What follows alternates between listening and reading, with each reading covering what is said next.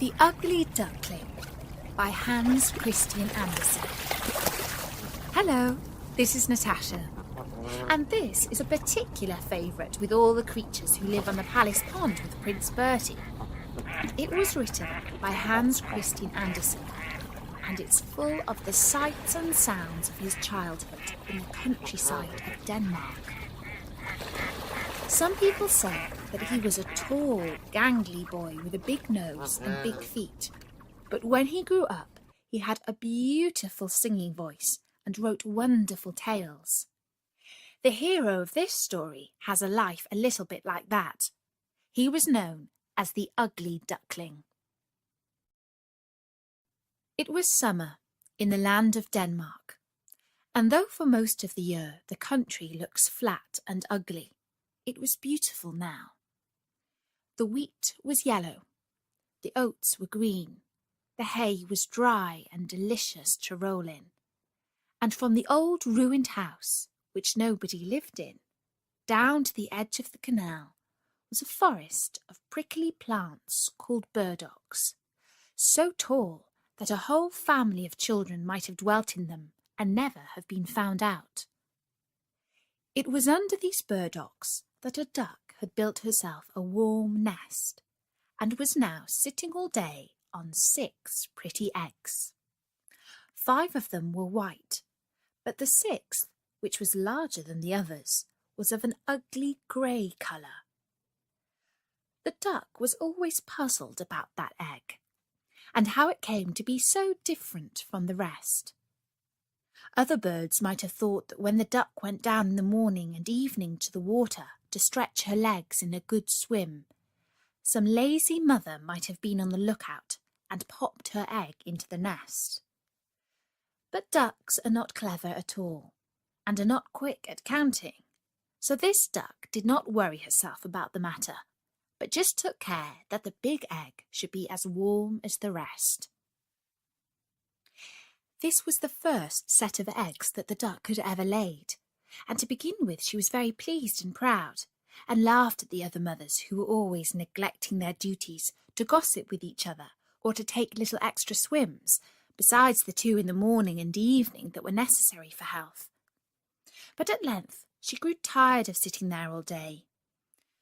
"My eggs are taking too long to hatch," she said to herself, and she pined for a little amusement also. Still, she knew that if she left her eggs and the ducklings in them to die, none of her friends would ever speak to her again. So there she stayed, only getting off the eggs several times a day to see if the shells were cracking, which may have been the very reason why they did not crack sooner. She had looked at the eggs at least 150 times, when to her joy she saw a tiny crack on 2 of them, and scrambling back to the nest, she drew the eggs closer together and never moved for the whole of that day. Next morning she was rewarded by noticing cracks in the whole 5 eggs, and by midday 2 little yellow heads were poking out from the shells. This encouraged her so much that after breaking the shells with her beak, so that the little creatures could get free of them, she sat steadily for a whole night upon the nest, and before the sun rose, the 5 white eggs were empty, and 10 pairs of eyes were gazing out upon the green world. Now the duck had been carefully brought up, and did not like dirt, and besides, broken shells are not at all comfortable things to sit or walk upon. So she pushed the rest out over the side, and felt delighted to have some company to talk to, till the big egg hatched. But day after day went on, and the big egg showed no signs of cracking.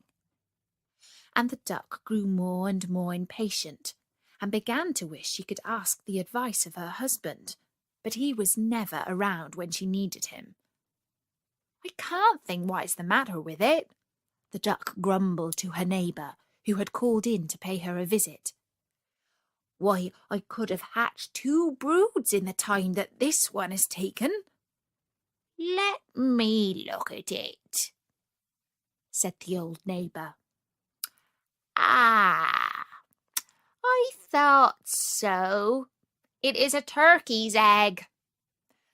Once, when I was young, they tricked me to sitting on a brood of turkeys' eggs myself, and when they were hatched, the creatures were so stupid that nothing would make them learn to swim. I have no patience when I come to think of it. Well, I will give it another chance, and if it does not come out of its shell in another 24 hours, I will just leave it alone and teach the rest of them to swim properly and to find their own food. I really can't be expected to do two things at once." And with a fluff of her feathers, she pushed the egg into the middle of the nest.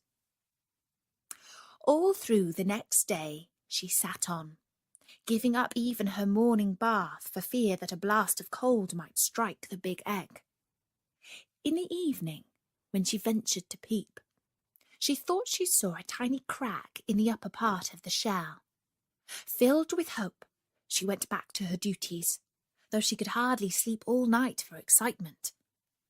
When she woke with the first streaks of light, she felt something stirring under her. Yes, there it was at last. And as she moved, a big awkward bird tumbled head foremost onto the ground. There was no denying it was ugly.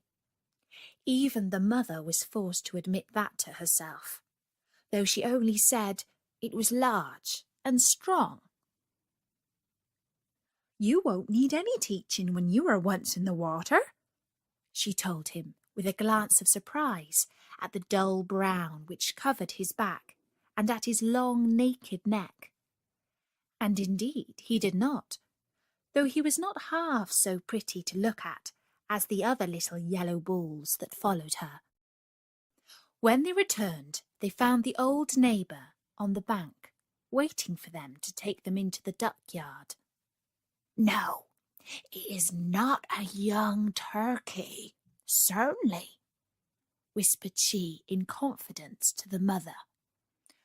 "For though it is lean and skinny, and has no colour to speak of, yet there is something rather distinguished about it, and it holds its head up well." "It is very kind of you to say so," answered the mother, who by this time had some secret doubts of its loveliness. "Of course, when you see it by itself it is all right, though it is different somehow from the others, but one cannot expect all one's children to be beautiful." By this time they had reached the centre of the yard, where a very old duck was sitting, who was treated with great respect by all the birds who lived on the water. "You must go up and bow low before her," whispered the mother to her children, nodding her head in the direction of the old lady, "and keep your legs well apart, as you see me do. No well-bred duckling turns in its toes. It is a sign of common parents." The little ducks tried hard to make their small, fat bodies copy the movements of their mother, and the old lady was quite pleased with them. But the rest of the ducks looked on, feeling annoyed, and one duck in particular said, "Oh dear me, here are ever so many more little ducks. The yard is full already, and did you ever see anything quite as ugly as that great tall creature? He is a disgrace to any brood. I shall go and chase him out." So saying this, she put up her feathers and, running to the big duckling, bit his neck.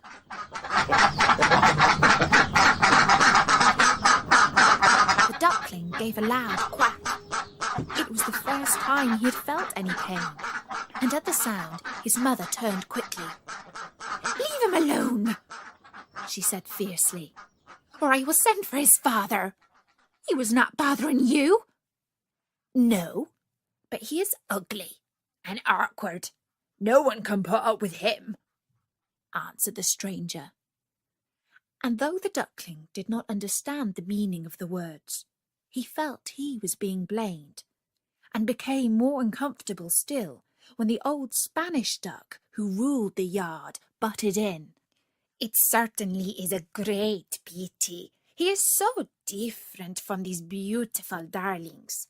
If he could only be hatched over again.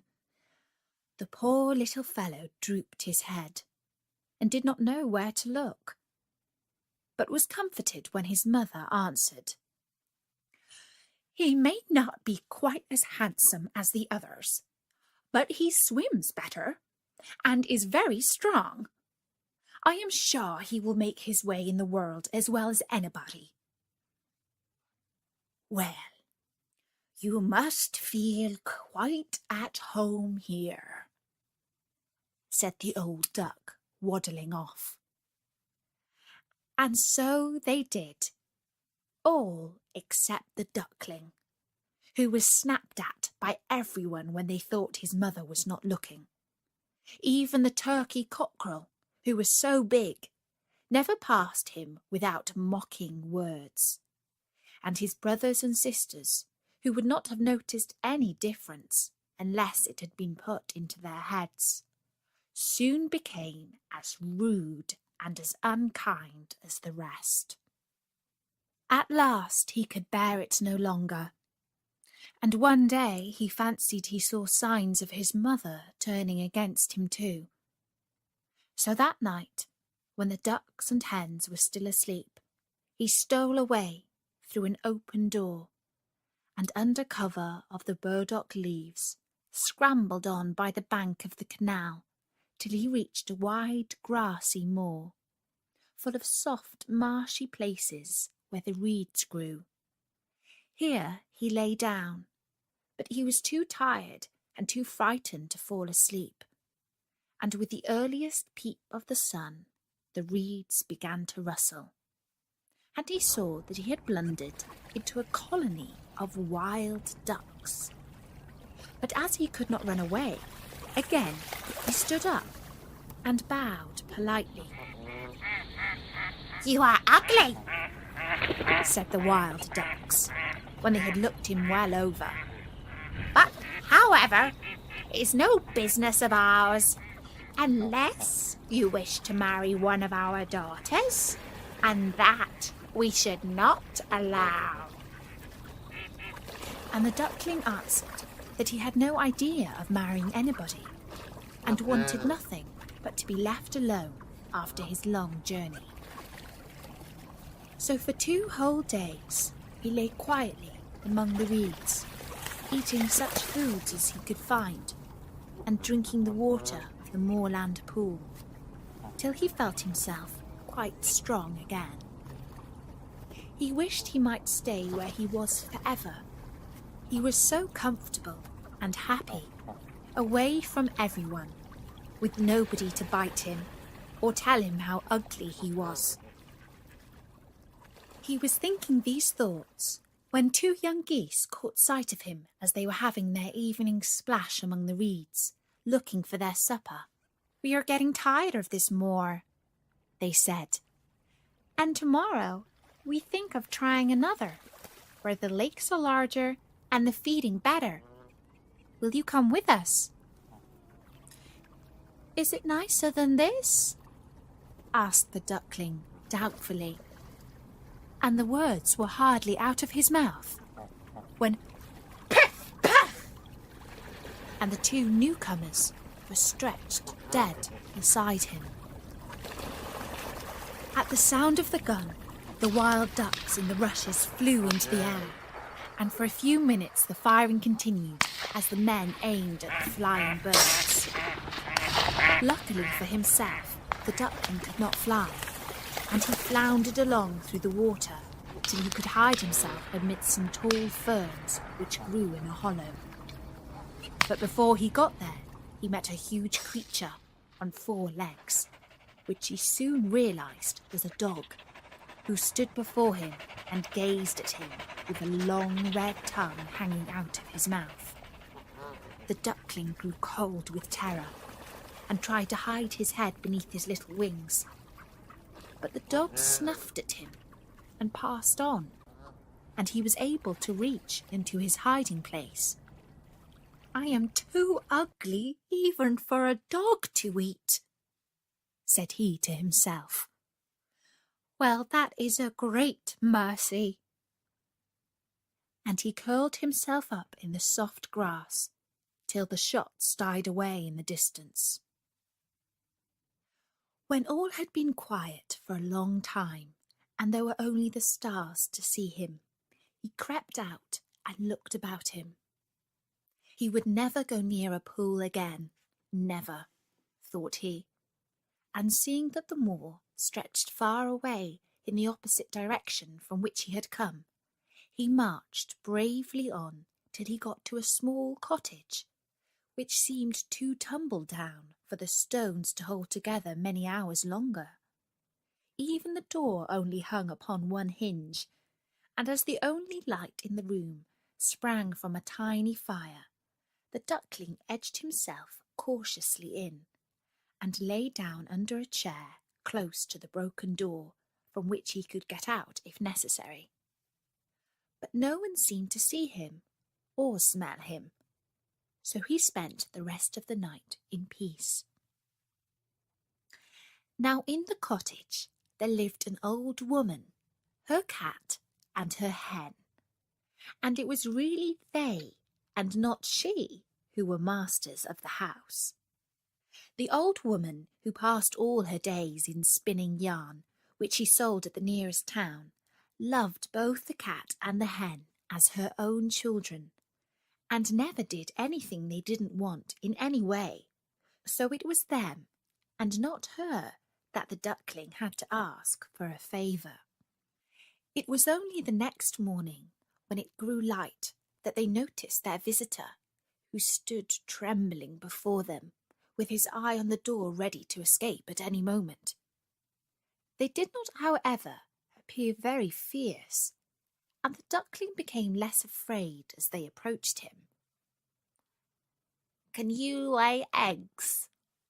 asked the hen, and the duckling answered meekly, "No, I don't know how."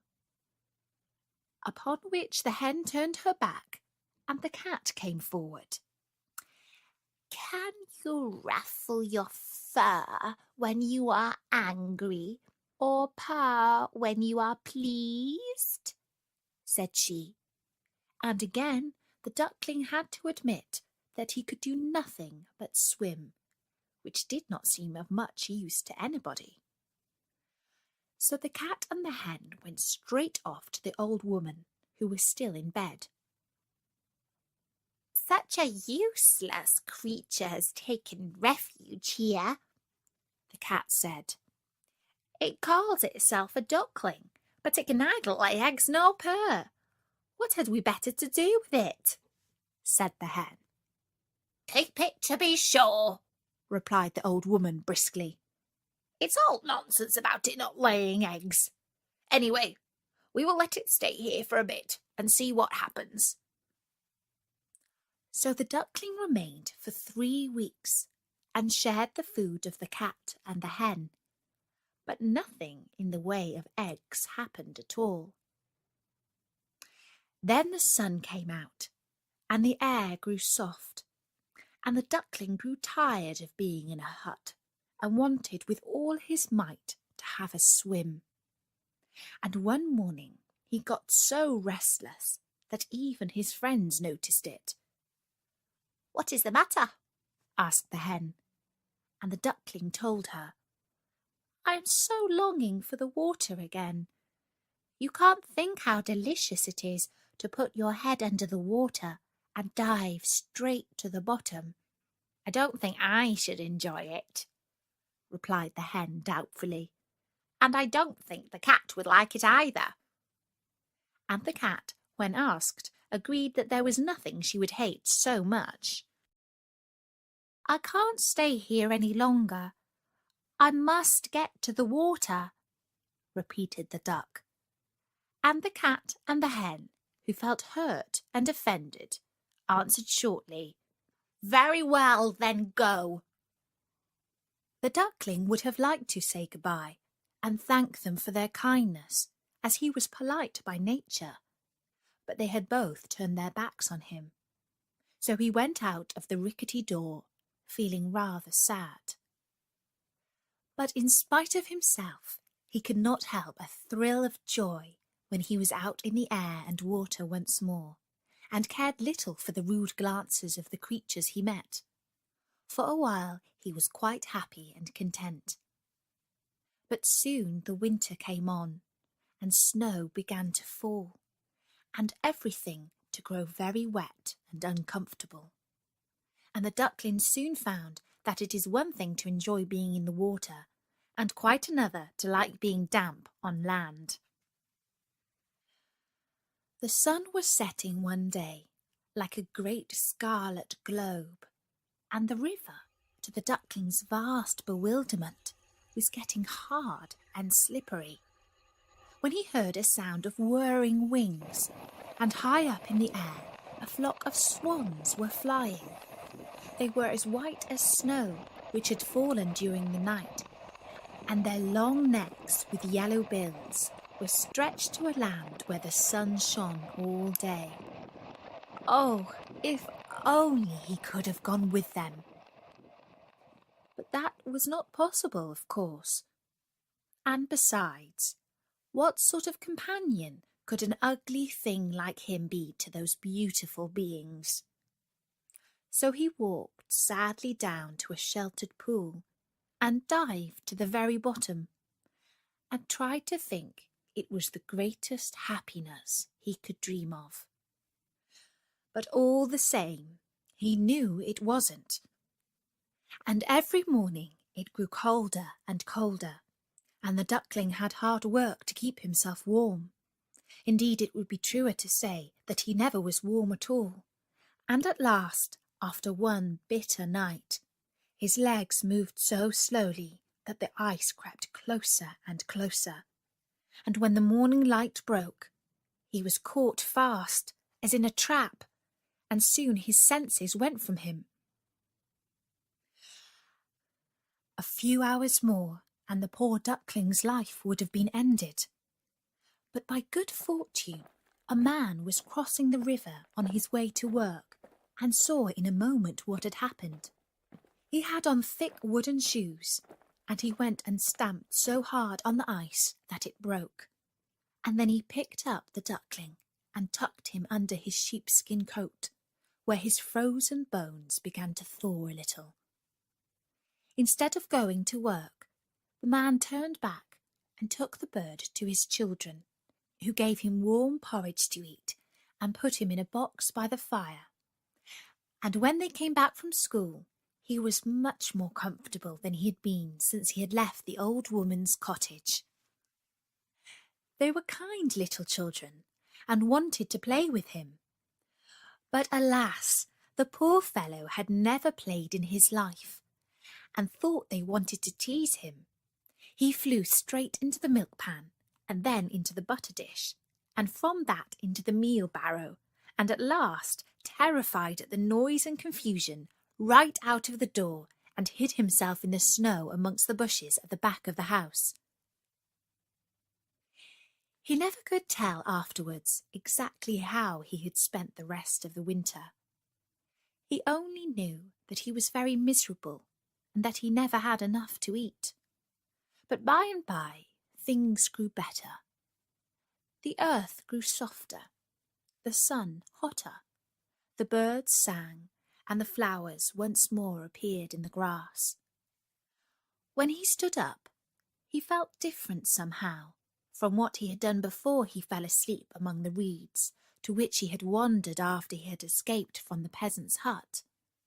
His body seemed larger, and his wings stronger.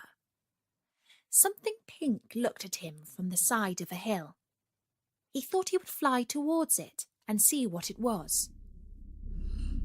Oh, how glorious it felt to be rushing through the air, wheeling first one way and then the other. He had never thought that flying could be like that. The duckling was almost sorry when he drew near the pink cloud and found it was made up of apple blossoms growing beside a cottage whose garden ran down to the banks of the canal. He fluttered slowly to the ground and paused for a few minutes under a thicket of syring grass. And while he was gazing about him, there walked slowly past a flock of the same beautiful birds he had seen so many months ago. Fascinated, he watched them one by one step into the canal and float quietly upon the waters as if they were part of them. "I will follow them," said the duckling to himself. "Ugly though I am, I would rather be killed by them than suffer all I have suffered from cold and hunger, and from the ducks and fowls who should have treated me with kindness." And flying quickly down to the water, he swam after them as fast as he could. It did not take him long to reach them, for they had stopped to rest in a green pool, shaded by a tree whose branches swept the water. And directly they saw him coming, some of the younger ones swam out to meet him with cries of welcome, which again the duckling hardly understood. He approached them glad, yet trembling, and turning to one of the older birds, who by this time had left the shade of the tree, said, "If I am to die, I would rather you should kill me. I don't know why I was ever hatched, for I am too ugly to live." And as he spoke, he bowed his head and looked down into the water. Reflected in the still pool, he saw many white shapes with long necks and golden bills. And without thinking, he looked for the dull grey body and the awkward skinny neck. But no such thing was there. Instead, he beheld beneath him a beautiful white swan. "The new one is the best of all," said the children when they came down to feed the swans with biscuit and cake before going to bed. "His feathers are whiter and his beak more golden than the rest." And when he heard that, the duckling thought that it was worth while having undergone all the persecution and loneliness that he had passed through, as otherwise he would never have known what it was to be really happy. And that was the story of The Ugly Duckling by Hans Christian Andersen. And don't forget, there are loads more stories from all over the world at storynori.com. And you can also find us in the iTunes podcast directory under Kids and Family. Just look out for the icon of Prince Bertie the Frog. And if you are 13 or older, you can also join our group on Facebook. If you aren't quite that old, then you can always ask a grown-up, like Mum or Dad, to join up for you. There's a link straight to the group from Story Nori's sidebar. For now, from me, Natasha, bye-bye!